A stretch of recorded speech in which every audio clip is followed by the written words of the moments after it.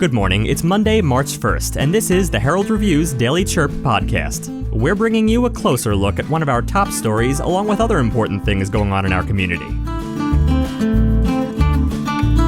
Today, lack of clarity around border crossing laws have left humanitarian aid workers with potential problems in Agua Prieta. But first, a quick message from our sponsor.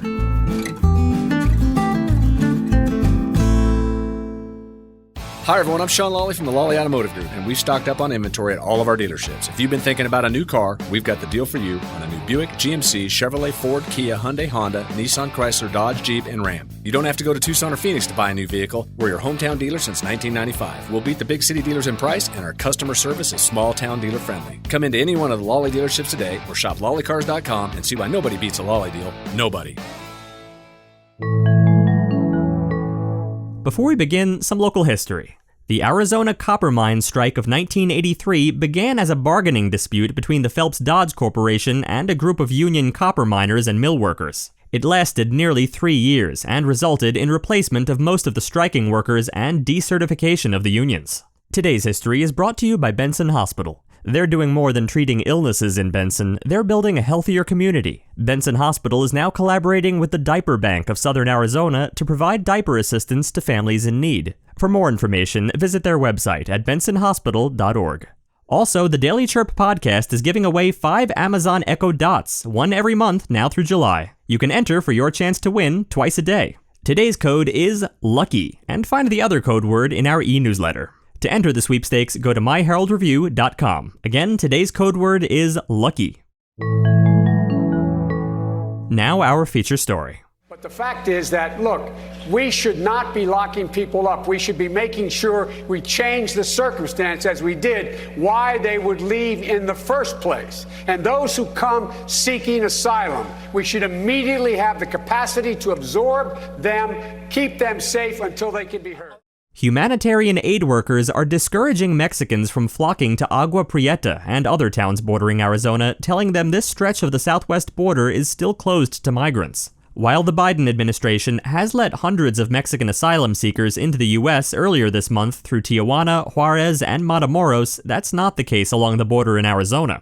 Beto Ramos, the coordinator of 2 main centers in Agua Prieta that process and house migrants who are seeking asylum, told us, quote, "There is misunderstanding and there is misinformation. While the Centro de Recursos para el Migrante has been helping people seeking asylum with everything from paperwork to obtaining clothing or supplies, Ramos says the only people the U.S. will accept are those who applied for asylum under the Migrant Protection Protocol policy in 2019.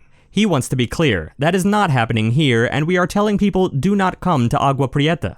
Right now, there are 6 Mexican families waiting who want to seek asylum in the U.S., but who are not enrolled in MPP. A member of one of those families is 28-year-old Yahera Rosique Chable and her 5-year-old son, Aslan. Chable and her child have been living at that center in the heart of Agua Prieta for a year. They're hoping that with President Biden, things will change. On Biden's first day in office, the Homeland Security Department suspended the policy for new arrivals. Since then, some asylum seekers picked up at the border have been released in the U.S. with notices to appear in court. But according to an article in The Guardian, the Department of Homeland Security said the move, quote, should not be interpreted as an opening for people to migrate irregularly to the United States. Administration officials have said repeatedly that the vast majority of people who cross the border illegally are quickly expelled under a public health order in place since the pandemic struck in March. And Ramos wanted us to know that many people have been crossing illegally from Mexico into Arizona lately, and he wouldn't be surprised if coyotes, those who smuggle people into the U.S. illegally, are telling people in Mexico that the Biden administration has opened the border. But regardless of what people are being told in Mexico, the lifting of Trump-era prohibitions could spark an influx of migrants into Arizona. And Douglas Mayor Donald Hewish said that could be a mix of both asylum seekers and individuals who are trying to enter illegally. The mayor says he is concerned. He has met with the Mexican consul in Douglas, as well as with Adams and Border Patrol officials. Now, they're trying to secure volunteers in the community who will help. The situation is frustrating for Hewish, who said the federal government created these laws, yet they will do nothing to help cities like Douglas deal with an influx of migrants. And back in Agua Prieta, Ramos and both migrant centers have been receiving calls from people in the country asking if the border is open and if they can travel. According to Hewish, it seems like a policy without a plan. To stay up to date on this story and more, visit myheraldreview.com. Thanks for listening. Before we continue, a quick message from our sponsors, Prestige Family Living. Join Prestige Senior Living on March 18th at 1 p.m. Pacific Time for a free fall risk webinar. Our senior fitness expert will provide you with the resources you need to reduce your risk of falling and help you fall-proof your home. Visit prestigecanhelp.com to register today.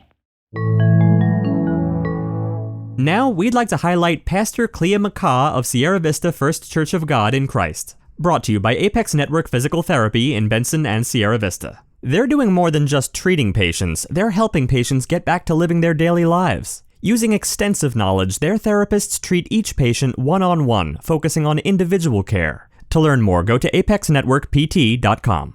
We asked Pastor Clea McCaw about his hopes and goals now that he is the new president for the local NAACP chapter. Among his many, many goals, he told us that locally, the idea is to be more visible in the community and to assure the public is educated as they promote racial equity within community economic development. They'll also focus on strengthening the economic fabric by supporting the creation and growth of individual wealth building and supporting small businesses.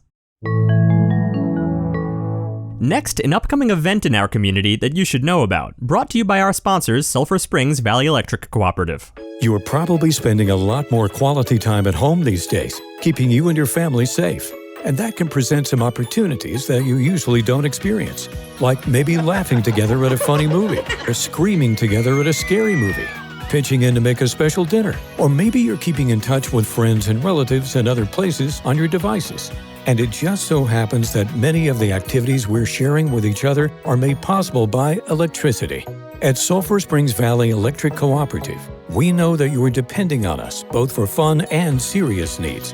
And we want you to know that we're here for you day and night, sunshine or storm, easygoing times or trying times like now, making sure you're getting the power that you need every day to meet your needs. For over 85 years, through all kinds of tough times, we've been there for our members. And even though you may not see us, we're here for you now. Sulphur Springs Valley Electric Cooperative, owned by those we serve. Tomorrow, join the SBDC at Cochise College to learn more about international trade and the Arizona State Trade Expansion Program grant from the Senior VP of International Trade at the Arizona Commerce Authority. The keynote speaker is Kevin O'Shea. The Zoom event is completely free and begins at 10 a.m. For questions, give them a call at 520-515-5492. Finally, we'd like to remember the life of Roberta Merwin, also known as Katie, from St. David. Katie was born in Cleveland, Ohio, and married Douglas Merwin in 2003 in Colorado Springs. Katie took joy in joining with her husband in ministering to hurting people through Truth in Love Ministries. She was actively involved in ministering to children throughout her life and loved singing hymns about her precious Lord. Surviving are her beloved husband, 3 stepchildren, 6 grandchildren, sister, nephew, and 2 nieces. Thank you for taking a moment with us today to remember and celebrate Katie's life.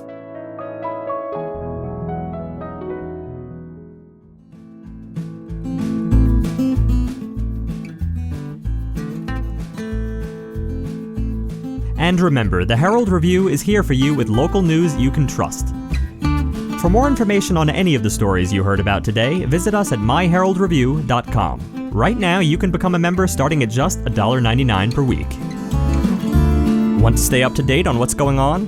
Join Neighbor, your trusted neighborhood community. We asked, you answered. What is your motive for joining this forum? Neighbor Wayne said, I like the fact it's monitored and has real journalism input. The primary reason is that respectful communication is mandatory and we have it. It's hometown content. Join the conversation. Visit nabur.myheraldreview.com.